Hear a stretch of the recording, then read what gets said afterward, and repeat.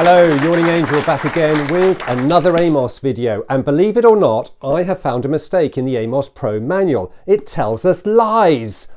Oh yeah, we're going to look at the limit Bob command as well, so we should maybe get on with that. So some time ago I was reading through the AMOS Pro manual and I stumbled across a command called limit Bob. This is a command which promises to limit the movement of any Bob on the screen. I thought that would be really useful. So I set about writing a program that would include that command. So how did you get on, Yawning Angel, I hear you ask? Well, let's write a program and I'll show you what I encountered. Okay, here we are in front of some code I have prepared earlier. Got to have a cup of tea first. Today we're using the official Cave Dweller 2022 mug, the RMC retro mug for tea today. That's good, I needed that. Just will let you into a secret, that is actually my second cup of tea this morning because I needed a cup of tea earlier to get going. Right, so here we are then. So I have created a basic shell of a program. Actually, let me run it and show you what I've got. So we are making use of the get Bob command, which I covered in my previous video. There'll be a link up above somewhere for that. So what I've done, I've basically created two Bobs on the screen, or two objects on the screen, which I'm going to use the get Bob command to get. And then what I've got is, I've got this Bob 1 is sitting inside this kind of rectangle, and I've got that under joystick control. So what I want to do is I want to limit this Bob to within this rectangular boundary. I want it to be inside that. I don't want it to move outside of that. And this square here with the number 2 in it, that's also a Bob, but I've got that there for reasons which you will see in a while. Right, so and I've also got an option on here. If you press the fire button, it resets Bob 1 back into the center of the rectangle. So let's take a look at the code very quickly. So what I've got here, open up a screen, switch on double buffering, I draw my first object on the screen, that's my first Bob, then I draw a second Bob on the screen, and we issue get Bob commands here, which will quite simply get those Bobs. So I assign a Bob 1 and a Bob 2. Set up some variables for movement, all this kind of stuff we've covered before in previous videos. You kind of know what's going on here. And then what I've done is I've created this kind of visual boundary for the movable Bob. And I put in here just for humans because basically the AMOS program won't be using this actual box outline to restrict the movement. It's going to use the limit Bob command to restrict movement, and I want you to be very clear on that. And then what we're going to do, we just position Bob 2 on the screen. That's fine.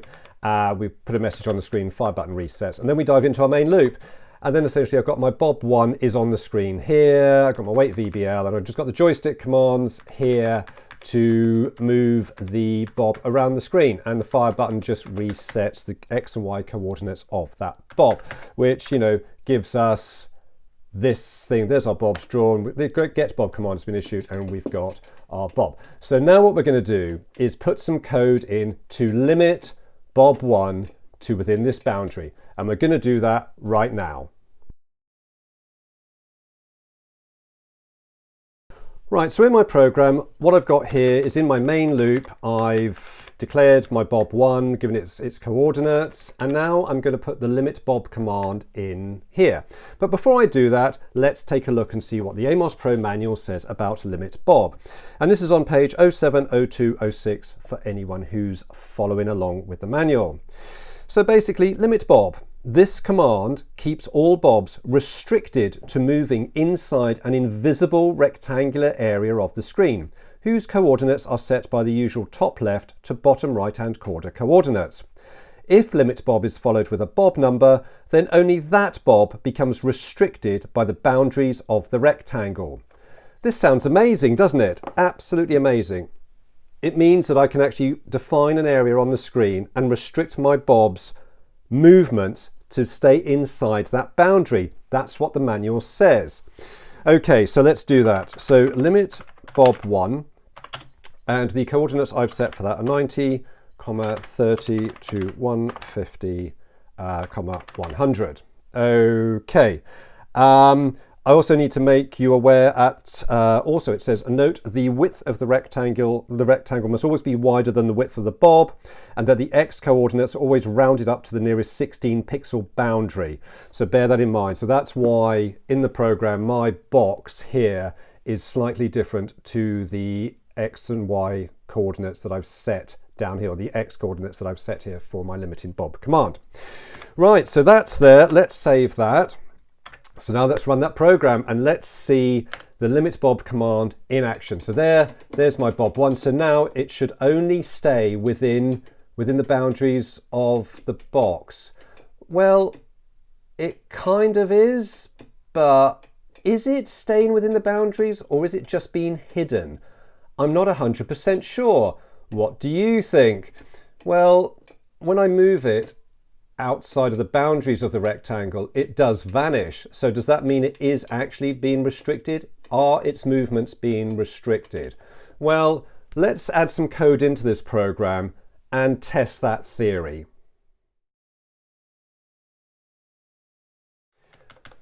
So what I've done, I've added a hit detection routine into this program, and we've covered bob collision in previous videos. There'll be a link somewhere up above to that.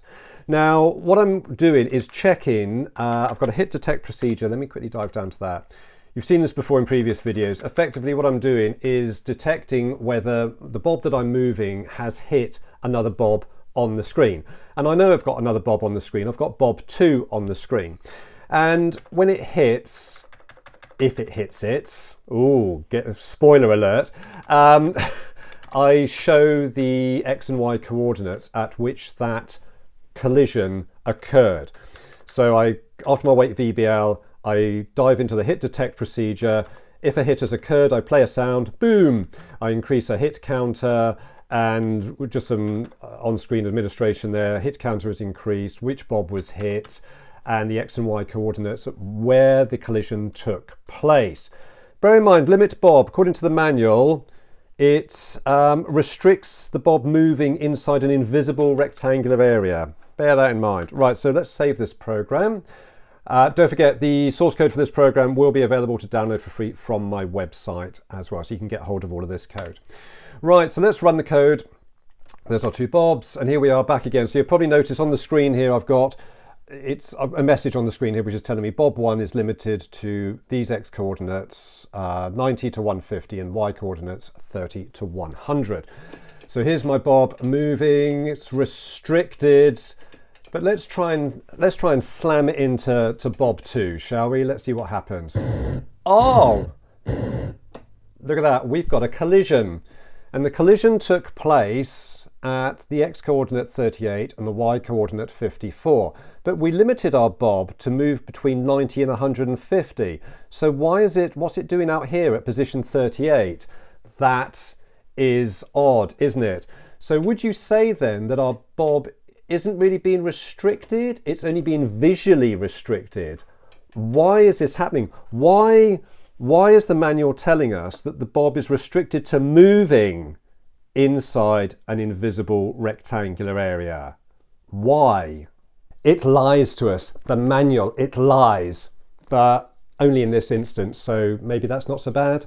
So this is a bit weird, isn't it? What is going on here exactly? So let's take a look and see what the help menu will tell us about limiting bob. So we go to help, object control, blitter objects, a limit bob command. So let's see what this says. Limit bob restricts the visibility of a numbered blittered object within the limits of a rectangle on screen. You set up the size of this rectangle by simply entering its coordinates. Blah, blah, blah, blah, blah. Restricts the visibility. This is complete contrast to what the manual is telling us, where the manual tells us this command keeps all bobs restricted to moving inside an invisible rectangular area. It lies to us. The manual, it lies. What's happened there? Obviously some sort of mix-up between the people writing the help versus the people writing the manual. So where does this leave us?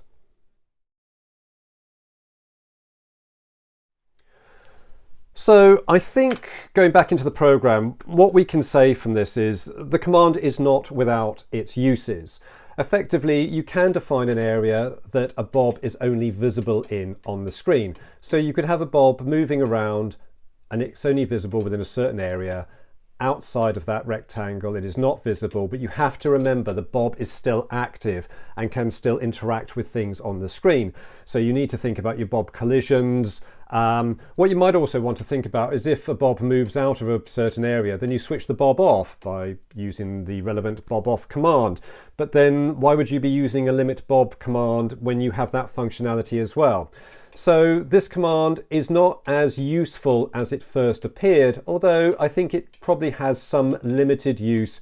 Haha, limited, no pun intended. It has some limited use within your programs. But it's an interesting thing to see that not everything that appears in a manual is solid gold. Mistakes do happen, and it's always best to try out things in your programs before you kind of commit to using them in any real sort of anger.